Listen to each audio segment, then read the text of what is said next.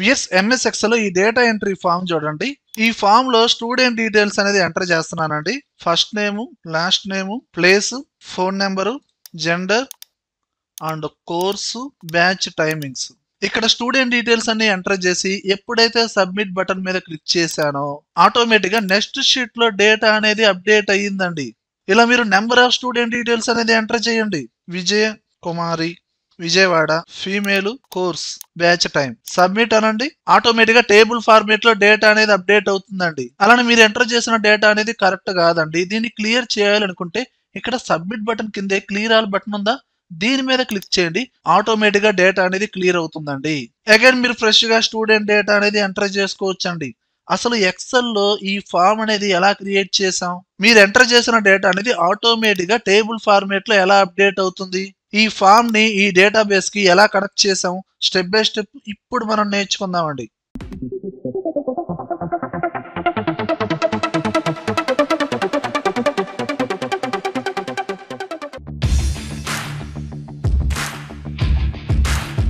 చూడండి viewers, first of all ఈ form అనేది ఎలా క్రియేట్ చేయాలో చూడండి. దీనికోసం నేను ఒక న్యూ ఎక్సెల్ షీట్ తీసుకున్నానండి.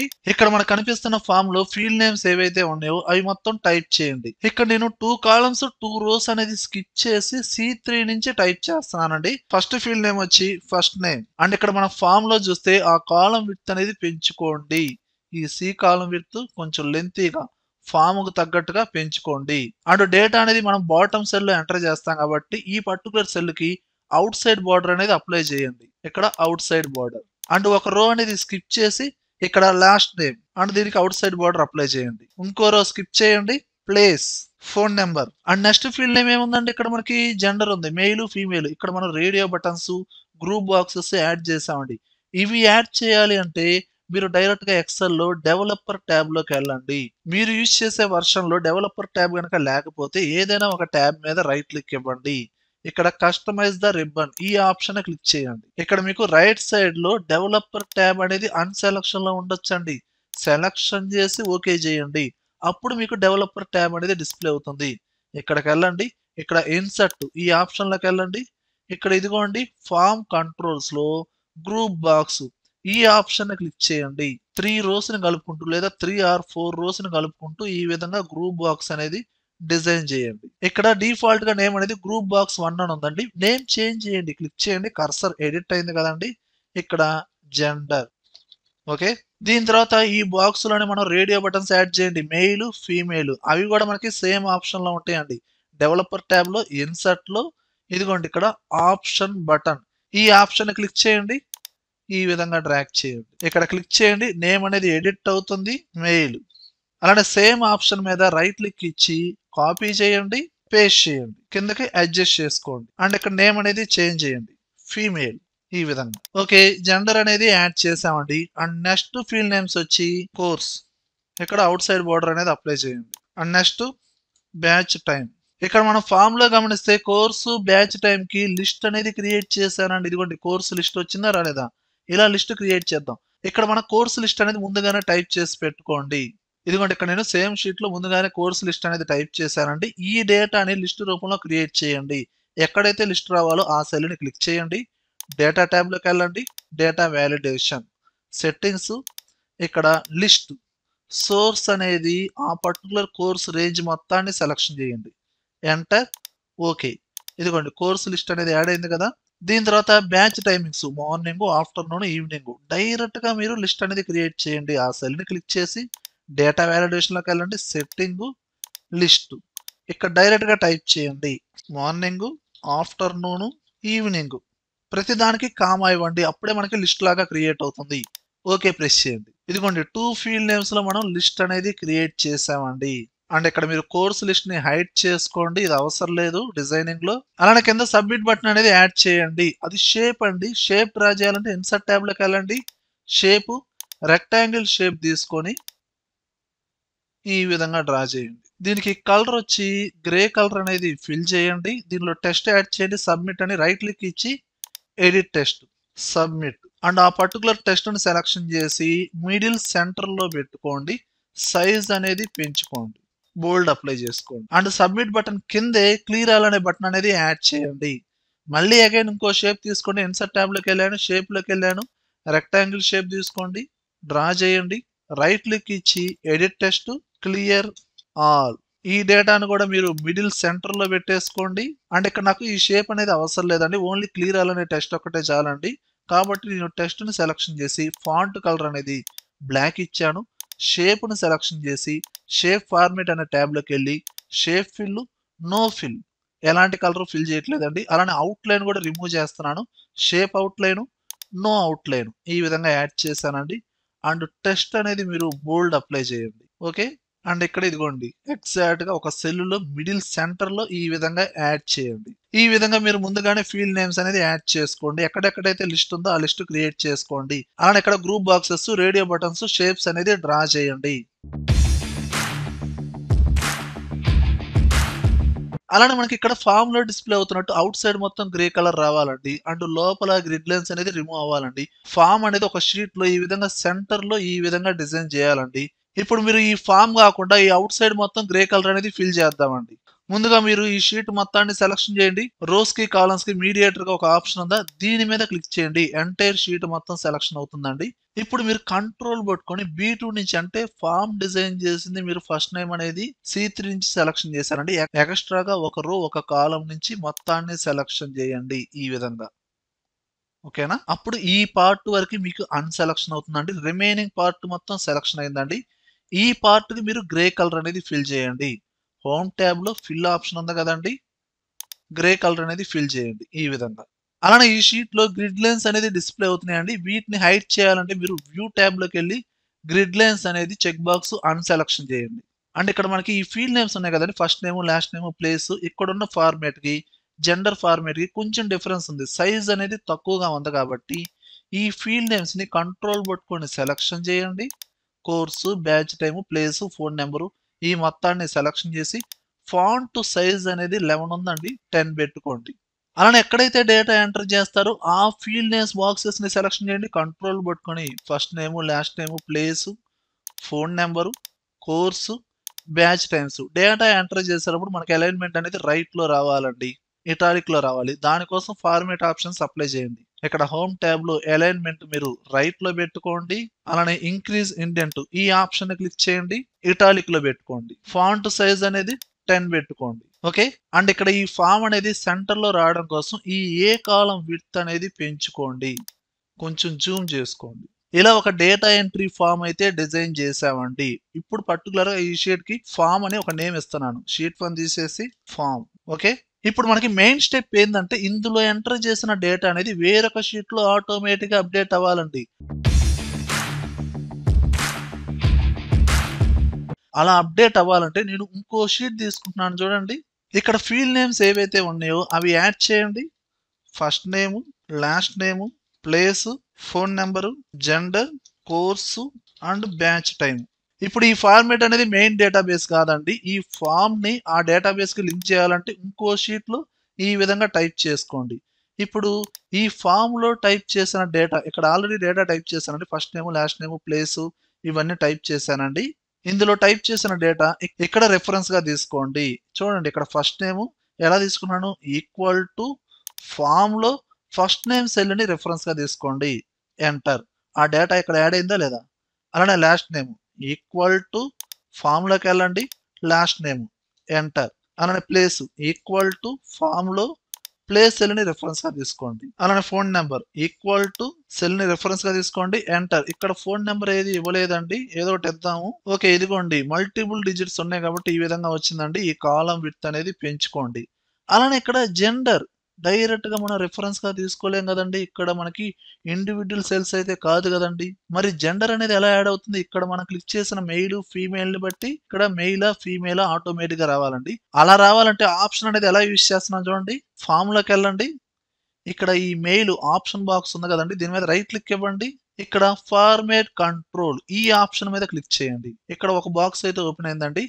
కంట్రోల్ ట్యాబ్‌లోకెళ్ళండి. సెల్ లింక్ ఈ యారో కీని క్లిక్ చేయండి. అప్ యారో కీని అండ్ మనకి టెంపరరీ డేటాబేస్ ఉంది కదండీ! ఆ షీట్‌లోకెళ్ళండి. ఇక్కడ ఈ సెల్ గాకుండా పక్క సెల్‌ని రిఫరెన్స్‌గా తీసుకోండి. ఎంటర్ ప్రెస్ చేయండి. ఓకే ప్రెస్ చేయండి. ఇక్కడ మనకి మెయిల్ అనేది సెలక్షన్‌లో ఉంది కాబట్టి షీట్ 2లో ఇక్కడ ఏమొచ్చిందండి 1 అని వచ్చింది. అదే నేను ఇప్పుడు ఫామ్‌లోకి వెళ్ళి ఫీమేల్ సెలక్షన్ చేశానండి.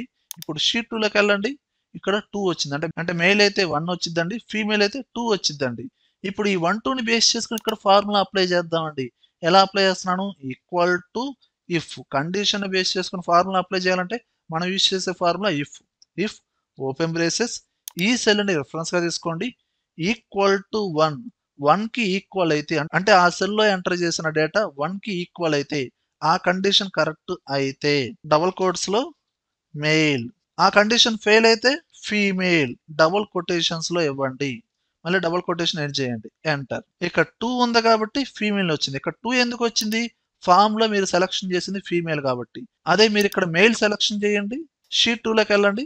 ఇక్కడ మెయిల్ అనేది వచ్చిందండి. ఓకేనా? ఇలా మీరు ఫార్ములా అప్లై చేయండి. అలానే కోర్సు ఈక్వల్ టు ఫామ్ లోకి వెళ్ళండి. ఆ సెల్ ని రిఫరెన్స్ గా తీసుకోండి. ఎంటర్ ప్రెస్ చేయండి. అలానే batch time equal to form లోకి వెళ్ళండి. బ్యాచ్ టైమ్ సెల్ ని రిఫరెన్స్ గా తీసుకోండి. ఎంటర్. ఇప్పుడు మనకి జరిగేది ఏంటంటే ఇక్కడ ఫామ్ లో ఎంటర్ చేసిన డేటా ఏదైతే ఉందో ఆటోమేటిక్ గా షీట్ 2 లో ఇక్కడ అప్డేట్ అవుతుందండి. అంతేగాని మనకి మెయిన్ డేటాబేస్ లో స్టెప్ బై స్టెప్ హారిజంటల్ గా అప్డేట్ అవ్వదు. అలా అప్డేట్ అవ్వాలంటే తర్వాత చూద్దాం. ఓకేనా?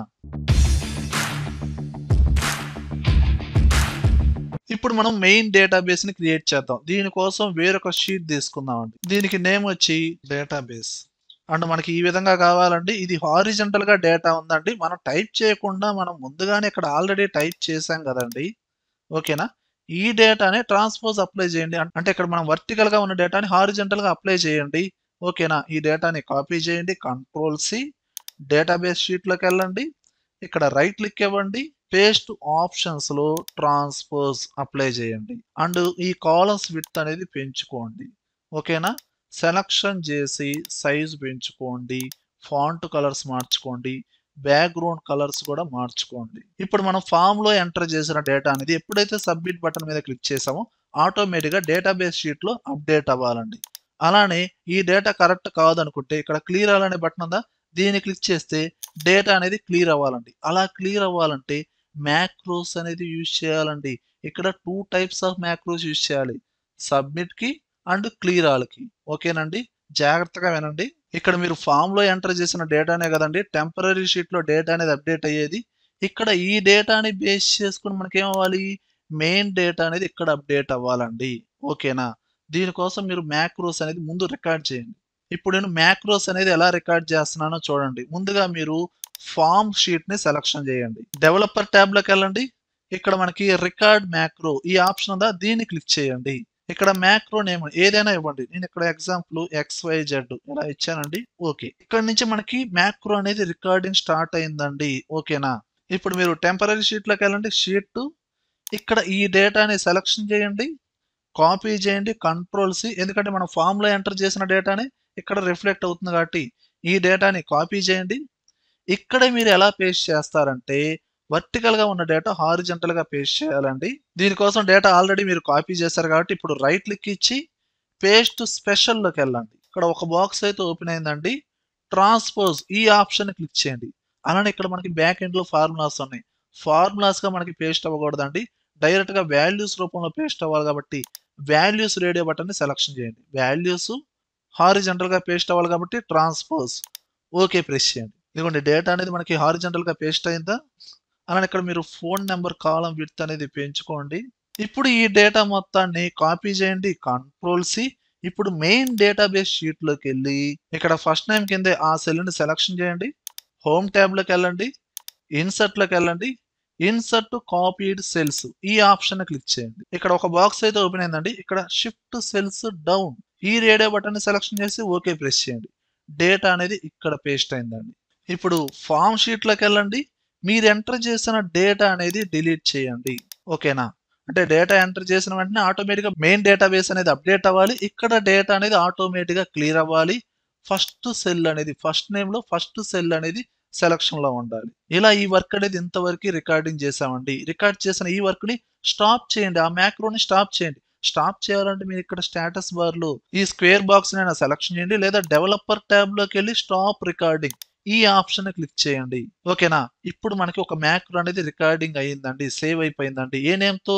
XYZ అనే నేమ్‌తో. ఇప్పుడు ఆ మ్యాక్రోని సబ్మిట్‌కి అసైన్ చేయండి. అసైన్ చేయాలంటే ఆ సబ్మిట్ బటన్ షేప్ మీద రైట్ క్లిక్ ఇవ్వండి. అసైన్ మ్యాక్రో ఈ ఆప్షన్ క్లిక్ చేయండి. ఇక్కడ మనం ఆల్రెడీ సేవ్ చేసిన మ్యాక్రో XYZ ఉందా లేదా, ఆ మ్యాక్రోని సెలక్షన్ చేయండి.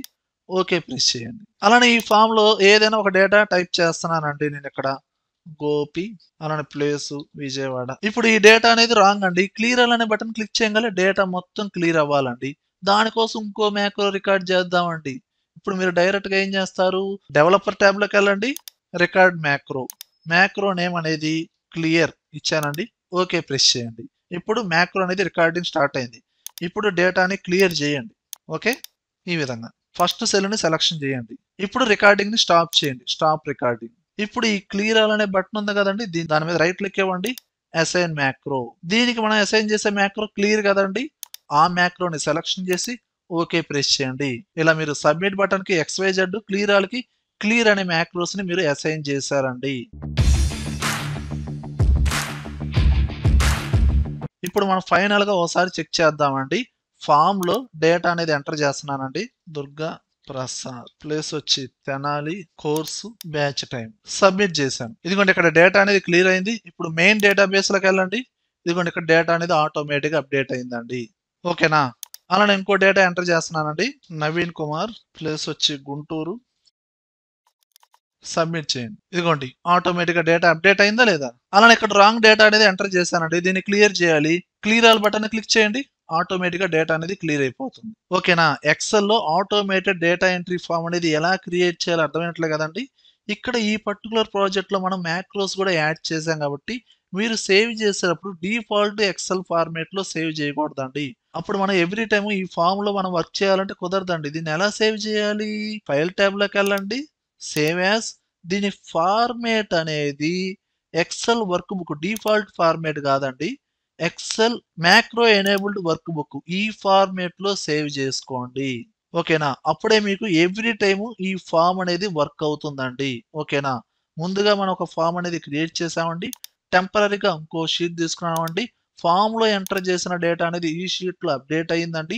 అప్డేట్ అయిన డేటాని మనం ఇక్కడ హారిజంటల్ గా పేస్ట్ చేసి మ్యాక్రోస్ ద్వారా మెయిన్ డేటాబేస్ లో అప్డేట్ అయ్యే విధంగా మనం క్రియేట్ చేసామండి. ఓకేనా, వియర్స్ ఈ వీడియోలో కంటెంట్ ఉంటే లైక్ చేయండి. కంప్యూటర్స్ అడ్డా ఛానల్ ని సబ్స్క్రైబ్ చేసుకోకపోతే వెంటనే సబ్స్క్రైబ్ చేయండి. పక్కనే ఉన్న బెల్ ఐకాన్ని ప్రెస్ చేయండి. Thank you very much.